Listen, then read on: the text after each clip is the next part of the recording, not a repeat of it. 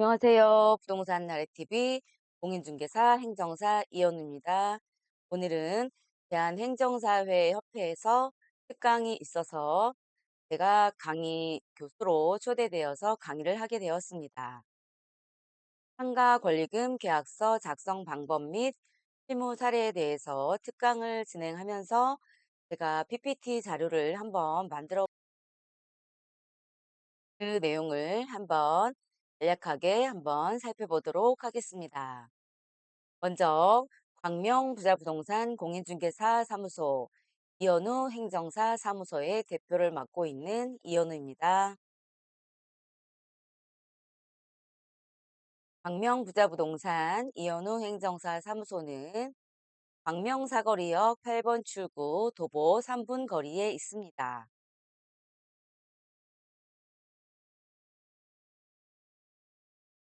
이현우 대표의 이력을 한번 살펴보도록 하겠습니다. 한국외국어대학교 중국어과 졸업했고 10년간 초등학교, 중학교 수학 강의를 하면서 보습학원을 운영했습니다. 제21회 공인중개사에 합격하여 현재 14년차 공인중개사로 재직 중이고요. 작년 제11회 행정사 시험에 합격하여 이현우 행정사 사무소를 겸업으로 운영 중에 있습니다. 전화로 문의 주시기 바랍니다. 그러면 오늘의 주제 상가 권리금의 정의와 종류에 대해서 한번 살펴보도록 하겠습니다. 권리금이란 임대차 목적물인 상가 건물에서 영업을 하는 자 또는 영업을 하려는 자가 영업상의 노하우, 영업시설물, 거래처 신용, 상가 건물의 위치에 따른 영업상의 이점 등 유형과 무형의 재산적 가치를 띠는 것에 양도 또는 이용하는 대가로서 임대인, 임차인에게 보증금과 차임 이외에 지급하는 금전 등의 대가를 말한다. 종류 첫 번째 시설 권리금. 내부 인테리어와 시설물에 대한 권리금을 말하는데요. 그렇기 때문에 처음 설치 후 사용한 기간이 얼마나 되었는지 판단하여 감가된 금액을 제한 금액을 책정합니다. 보통 사용 연한이 5년이 되면 가치를 0으로 봅니다. 네, 영업 권리금. 영업장의 신용과 거래처에 대한 권리금이며 단골 손님이 많다거나 고정된 거래처가 있다면 받을 수 있는 권리금입니다. 세, 바닥 권리금. 지리적 이점에 대한 권리금.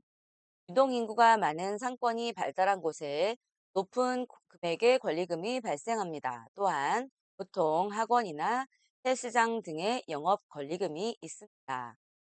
셋째, 바닥 권리금. 지리적 이점에 대한 권리금인데요. 코너나 독점적 위치의 상가에 바닥 권리금이 발생하는데 유동인구가 많은 곳에 위치하여야 하는 주점, 카페 등의 바닥 권리금이 있습니다. 권리금의 계산 방법에 대해서 한번 살펴보도록 하겠습니다. 첫째, 시설 권리금. 보통 사용 연한을 5년으로 보기 때문에 5년 후의 가치는 0으로 생각하면 됩니다. 예를 들어 처음 인테리어와 시설물의 비용이 5천만 원이 들었다면 따라서 시설 권리금은 인테리어 비용과 시설물 비용을 더해서 5년에서 사용 연수를 뺀 기간을 안분합니다. 둘째, 영업 권리금. 해당 상가를 인수할 경우 어느 정도의 매출을 보장받을 경우 지급하는 것으로 월 순수익의 6개월분에서 12개월분의 순수익을 그 대가로 지급하는데 어떤 상가의 월 평균 순수익이 500만 원이라고 가정한다면 이 상가의 영업권리금은 3천만 원에서 6천만 원이 됩니다. 즉, 영업권리금은 순수익의 6개월에서 12개월 분이 되겠습니다. 셋째, 바닥권리금. 지리적 위치에 따른 권리금이기 때문에 지역별, 층수별, 코너인지 아니지에 따라 권리 금액이 다릅니다. 그러나 시세처럼 위치마다 일정한 금액이 정해져 있으므로 주변에서 상가로 영업을 하시는 분께 문의하면 거의 비슷한 금액을 산정할 수 있습니다. 상가의 지리적 위치에 따라서 상이하기 때문에 주변 시세와 비교가 필요하고요. 시설 권리금과 영업 권리금은 공정업종이 아니면 지급할 필요가 없으며, 바닥 권리금의 경우 한두 사람의 말만 믿고 금액을 확정 짓지 말고 여러 사람한테 문의하고 조사하여 대략적 시세를 파악하는 것이 좋습니다. 그 이유는 바닥 권리금은 거품이 있을 수 있기 때문입니다. 권리금 회수 기회 보호 상가 임대차 보호법 10조의 4를 한번 살펴보도록 하겠습니다. 첫째, 임대인은 임대차 기간이 끝나기 6개월 전부터 임대차 종료 시까지 아래 보기에 어느 것에 해당하는 행위를 함으로써 권리금 계약에 따라 임차인이 주선한 신규 임차인이 되려는 자로부터 권리금을 지급받는 것을 방해하여서는 아니 된다는 규정이 있습니다. 네, 임차인이 주선한 신규 임차인이 되려는 자에게 권리금을 요구하거나 임차인이 주선한 신규 임차인이 되려는 자로부터 권리금을 수수하는 행위. 둘째, 임차인이 주선한 신규 임차인이 되려는 자로 하여금 임차인에게 권리금을 지급하지 못하게 하는 행위. 셋째, 임차인이 주선한 신규 임차인이 되려는 자에게 상가 건물에 관한 조세, 공과금, 주변 상가 건물의 차입 및 보증금, 그 밖의 부담에 따른 금액에 비추어 현저히 고액의 차임과 보증금을 요구하는 행위. 넷째, 그 밖에 정당한 사유 없이 임대인이 임차인이 주선한 신규 임차인이 되려는 자와 임대차 계약의 체결을 거절하는 행위. 이항, 다음 각 호의 어느 하나에 해당하는 경우에는 제1항 제4조에 정당한 사유가 있는 것으로 본다. 첫째, 임차인이 주선한 신규 임차인이 되려는 자가 보증금 또는 차임을 지급할 자력이 없는 경우. 둘째, 임차인이 주선한 신규 임차인이 되려는 자가 임차인으로서의 의무를 위반할 우려가 있거나 밖의 임대차를 유지하기 어려운 상당한 사유가 있는 경우. 셋째, 임대차 목적물인 상가 건물을 1년 6개월 이상 영리 목적으로 사용하지 아니한 경우. 넷째, 임대인이 선택한 신규 임차인이 임차인과 권리금 계약을 체결하고 그 권리금을 지급한 경우. 사망, 임대인이 제1항을 위반하여 임차인에게 손해를 발생하게 한 때에는 그 손해를 배상할 책임이 있다. 이 경우 그 손해배상액은 신규 임차인이 임차인에게 지급하기로 한 권리금과 임대차 종료 당시의 권리금 중 낮은 금액을 넘지 못한다. 하항, 제3항에 따라 임대인에게 손해배상을 청구할 권리는 임대차가 종료한 날로부터 3년 이내에 행사하지 아니하면 시효의 완성으로 소멸한다. 5항, 임차인은 임대인에게 임차인이 주선한 신규 임차인이 되려는 자의 보증금 및 차임을 지급할 자력 또는 그 밖의 임차인으로서 의무를 이행할 의사 및 능력에 관하여 자신이 알고 있는 정보를 제공하여야 한다. 권리금 회수 기회를 보호받지 못하는 사유를 한번 살펴보도록 하겠습니다.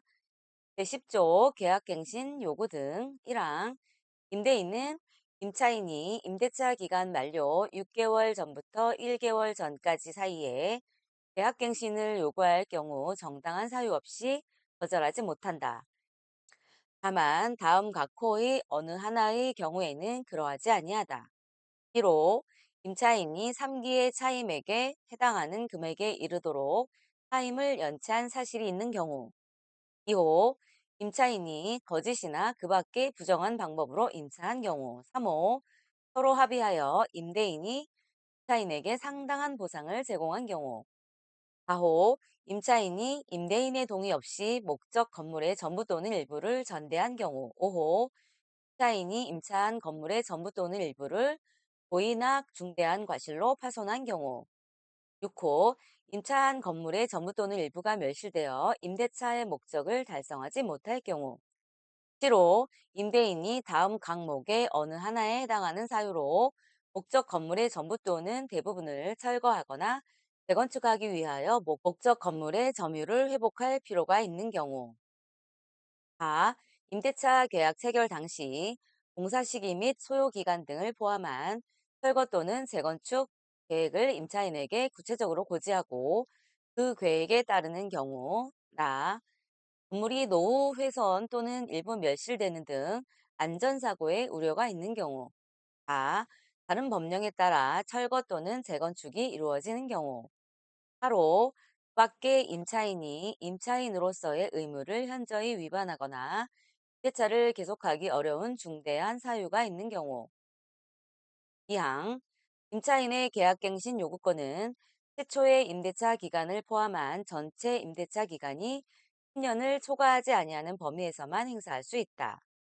사망 갱신되는 임대차는 전 임대차와 동일한 조건으로 다시 계약된 것으로 본다. 다만 타임과 보증금은 제11조에 따른 범위에서 증감할 수 있다. 사항, 임대인이 제1항의 기간 이내에 임차인에게 계약 거절의 통지 또는 조건 변경의 통지를 하지 아니한 경우에는 그 기간이 만료된 때에 전 임대차와 동일한 조건으로 다시 임대한 것으로 본다. 이 경우에 임대차의 존속 기간은 1년으로 본다.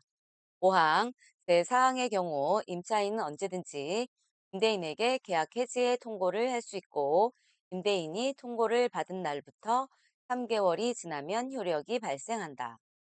권리금 계약 시 주의사항을 한번 살펴보도록 하겠습니다. 첫째, 상가 임대차 계약에 따른 권리금 계약에 특약을 넣어야 한다. 권리금 계약은 상가 임대차 계약과 별개의 계약이다. 하지만 권리금 계약은 임대차 계약이 없다면 의미가 없는 계약이다. 그렇기 때문에 권리금 계약서 작성 시 신규 임차인과 임대인 간의 임대차 계약이 체결되지 않을 경우 위약금 없이 계약을 해제, 취소할 수 있다는 특약을 넣어야 합니다. 다만 2024년 4월 12일 대법원 판례로 상가 권리금 계약서 작성이 행정사의 고유 업무로 최종 판결이 났기 때문에 공인중개사는 더 이상 권리금 계약서의 작성을 할 수 없게 되어 행정사에게 의뢰하여 작성하여야 하므로 상가 중개 시 권리금 계약이 무효 취소되어도 수수료 청구권은 없어지지 않기 때문입니다. 공인중개사가 권리금 계약서를 작성하고 양도인에게 권리금의 10% 내외의 수수료를 받아가는 기존의 관행은 사라져야 하며 좀 더 전문적으로 충실히 중개에 임해야 할 것입니다. 둘째, 임대 조건의 변경 사항을 확인한다. 신규 임차인을 받을 때 임대인이 보증금과 월세를 올리는 경우가 있는데 그렇기 때문에 권리금 계약 전에 임대차 계약 조건을 미리 확인하는 것이 중요합니다. 셋째, 시설물을 양도받을 경우 시설물을 미리 사진을 찍어 두어야 합니다. 미리 인수하기로 계약된 시설물에 대해 사진을 찍어 두는 것이 좋은데 간혹 양도 양수인 간 양도하기로 한 시설물에 대해 이동 및 파손시키는 일이 없도록 해야 하기 때문입니다. 계약서에 모든 시설물을 그대로 양도한다라는 특약을 넣어두는 것이 좋습니다. 넷째, 행정처분 등 하자가 있는지 확인한다. 계약하려는 상가가 행정처분으로 장사를 할 수 없을 경우 손해가 발생합니다. 그렇기 때문에 행정처분이 있는지 확인해야 하고 특약사항에도 부지하지 않은 행정처분이 있을 경우 본 계약은 무효로 하며 양도인은 양수인에게 수령한 대금을 위약금 없이 즉시 반환하기로 한다라는 특약을 넣어두시는 것이 좋습니다. 그러면 광명부자부동산 공인중개사 사무소와 이현우 행정사 사무소를 겸업으로 운영하면서 2024년 제가 중개한 실무 사례를 한번 살펴보도록 하겠습니다. 권리금 시설 양도 양수 계약서인데요. 처음에는 서식이 없어서 한방에서 제공되는 양식으로 작성해 보았습니다. 이 상가주택은 제가 그동안 꾸준히 관리했던 건물인데요. 제가 중개업과 행정사 사무소를 새로 오픈하여 임대인분께 전화드려서 의뢰를 받아서 계약을 성사시켰습니다. 두 번째 실무 사례인데요. 저희 사무소는 7호선 광명사거리역 광명시장 바로 인근에 위치하고 있어서 시장 상가를 찾으시는 분이 많으십니다. 이 매장을 계약하신 임차인분은 1월 달부터 저희 사무소를 한 20번 넘게 방문하셨는데요. 마땅한 사무소가 없어서 제가 꾸준히 한 두 달 정도 찾아들여서 마침내 성사를 시켜드렸습니다. 나가시는 임차인분도 아주 만족을 하셨고요. 또한 임대인분도 참 좋으셔서 다 만족하는 계약이었습니다. 중개실무 사례 세 번째인데요. 이 상가 점포는 제가 2016년부터 4년 동안 중개업을 하던 장소입니다. 크게 받은 임차인분도 만족을 하셨고 다른 분한테 양도하고 넘겨드렸는데 그분은 그만두시고 지금 현재 직전 프랜차이즈 본사가 들어와 있습니다. 4월 중순경 저희 사무소로 부동산 사무소를 찾는 예쁜 분이 방문하셔서 이 점포를 소개해 드렸고 권리금 계약서를 작성하고 월세 계약서를 작성을 해 드렸는데요. 이 점포는 임대인분이 거래하시는 부동산이 따로 있어서 공동 중개를 해 드렸습니다. 따라서 상가 건물 임대차 권리금 계약서 작성 시에 행정사를 대동을 하시거나 아니면 공인중개사와 행정사를 겸업으로 하는 행정사 사무소를 찾으시는 게 좋을 것 같습니다. 중개 실무 사례 네 번째, 이 사례는 상과 권리금 계약서 작성과는 무관하지만 2022년도에 제가 19억 8천만 원에 사들인 건물을 관리하는 과정에서 재계약서 작성을 써드린 사례입니다. 한번 참고로 봐주시라고 한번 넣어 보았습니다.